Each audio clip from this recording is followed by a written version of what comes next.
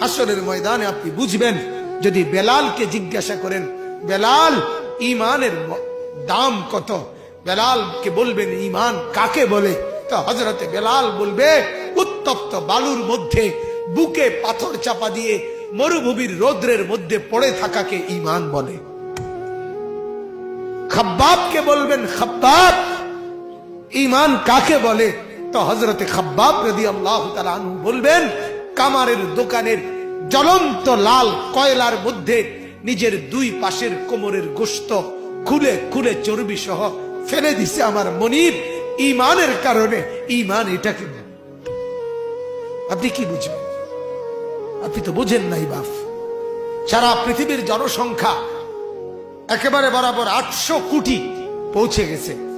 800 কোটি মানুষের মধ্যে 200 কোটি যদি ইমানদার হয়, মুসলমান হয়, তা এখনো তো এই মুহূর্তে 600 কোটি বেঈমান পড়ে আছে। তাহলে আপনি যদি সেই 600 কোটির মধ্যে হতেন, আমি যদি হতাম, কি হতো বাপ? মৃত্যু পর্যন্ত যদি কালেমার সন্ধান আমি না পেতাম, মৃত্যু পর্যন্ত যদি আমি মুমিনের পরিচয় না পেতাম, আমার অবস্থা কি হইতো? আমার কবর কি হতো? এজন্য এটার চাইতে দামি কোন সম্পদ আল্লাহর কসম দুনিয়াতে আর কিছু নেই। লা ইলাহা ইল্লাল্লাহ এই কালেমার সর্বনিম্ন দাম, সবচেয়ে কম মূল্য আল্লাহ যেটা দিবেন কালেমার, সেটা হলো 10 দুনিয়া বরাবর জান্নাত দান। সবাইকে না, সর্বনিম্ন সর্বনিম্ন সবচেয়ে ছোট জান্নাত যার, তারটাই 10 দুনিয়া বরাবর ঈমানের কারণে। মেরে মোহতারাম, আমার বাপ, আমার বন্ধু, আমার জওয়ান ভাই, খোদার দোহাই ঈমান যেন না হারায়। অভাব আসতেছে, দুর্ভিক্ষ আসতেছে সারা পৃথিবী ব্যাপী, এটা পূর্বাভাস। আজ হোক, কাল হোক, এই বছর হোক, আর 10 বছর পরে হোক, পৃথিবীতে যখনই তীব্র অভাব লাগবে, দুর্ভিক্ষ লাগবে, তখনই রাসূলুল্লাহ সাল্লাল্লাহু আলাইহি ওয়াসাল্লাম বলেন দাজ্জাল আবির্ভাব হবে। দাজ্জাল বের হবে। আমি নিজ চোখে হাদিসে পড়ছি। আল্লাহর নবী বলেন 3 বছর লাগাতার দুর্ভিক্ষ হবে। ছেলেরা কথাটা মনোযোগ দিয়ে শোনেন ভাইয়া। 3য় বছরের দুর্ভিক্ষে নবীজি বলছেন আসমান থেকে 1 ফোঁটা বৃষ্টি হবে না, আসমান থেকে জমিন থেকে ফসল উঠবে না। এজন্য হাত ধরে বলি ভাইয়া, চতুর্দিকের এই দুর্ভিক্ষে, অভাব, পেরেশানি আর অস্থিরতা, আজ হোক কাল হোক, এটা পূর্বাভাস। নবীজি বলছেন যখন অভাব তীব্র হবে, আসমান থেকে বৃষ্টি হবে না, জমিন থেকে ফসল উঠবে না, নবীজি বলেন তখন দাজ্জাল বের হবে। ওয়া মাআহু লাহমুন ওয়া খুবুজুন ওয়া নাহরুম মিন মাইন। দাজ্জালের কাছে গোশত থাকবে, রুটি থাকবে, পানির নহর থাকবে।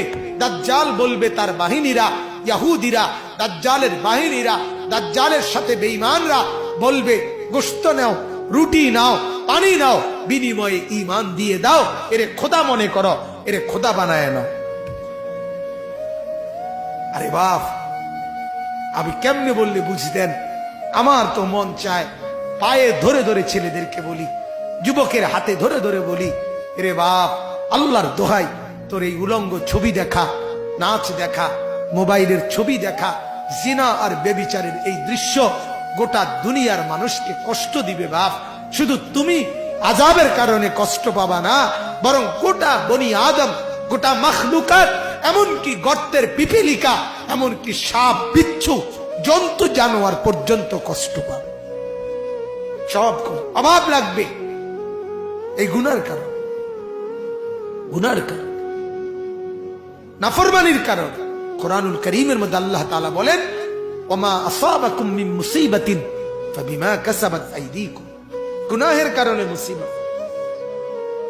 যাহারাল ফাসাদু ফিল বাররি ওয়াল বাহর বিমা কাসাবাত আইদিন নাস।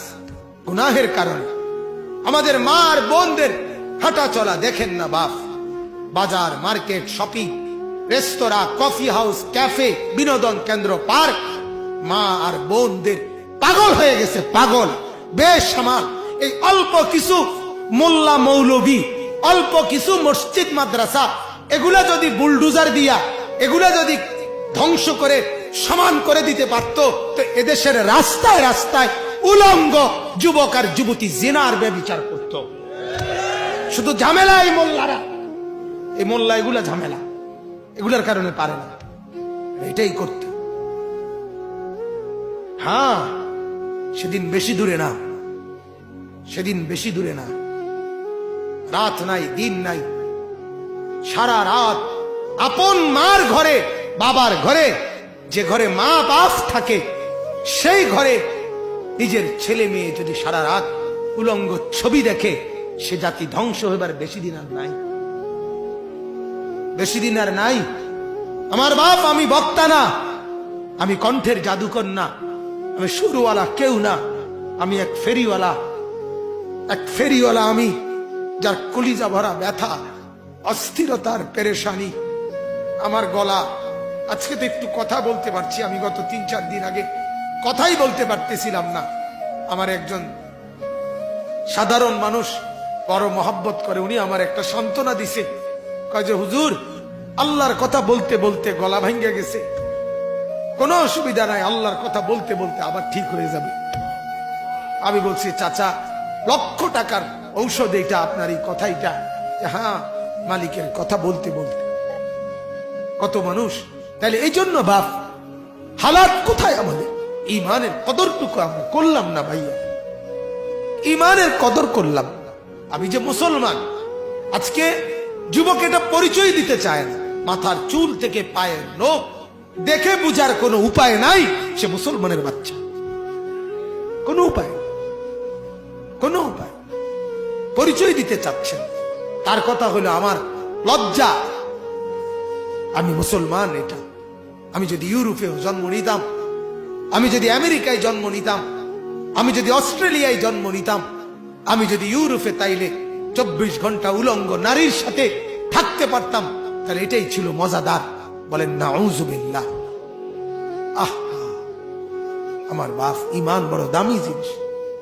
সাহাবাই কেরামের ছোট ছোট বাচ্চারা ইমানের মহব্বতে, ইমানের দাম দিতে গিয়ে আল্লাহর রাস্তায়, যুদ্ধে, জিহাদে নিজের জীবন আগে কোরবান করে দিছে, কোরবান করে। হ্যাঁ, এজন্য এই অভাব, দুর্ভিক্ষ, এই পেরেশানি আমাদের উপরে মুসিবত, আমাদের ইমানের না কদরি। আমরা যে মুসলমান, এই কদর করলাম।